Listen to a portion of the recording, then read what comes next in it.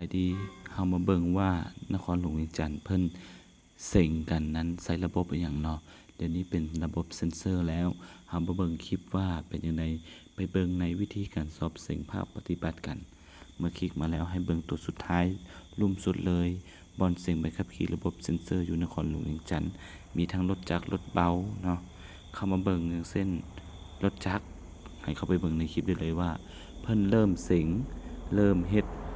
ระบบเซ็นเซอร์เป็นจังไดเนาะอันนี้ก็เข้าไปเบิ่งกันเองได้เนาะสำหรับรถเบาเริ่มที่จะเซ็งเฮ็ดจังไดเนาะอันนี้คือนครหลวงเวียงจันทน์ก็คือโรงเรียนทิพย์นี่แหละซึ่งเป็นมาตรฐานอันดับหนึ่งในประเทศลาวเฮานี้ก็ขอขอบใจสำหรับคลิปดีๆของทิพย์และให้เข้าไปเบิ่งได้ว่าวินครหลวงเวียงจันทน์เพิ่นเซ็งระบบเซ็นเซอร์กันแล้วก็คลิปนี้ก็คงบ่มีรายละเอียดอย่างหลายขอขอบใจ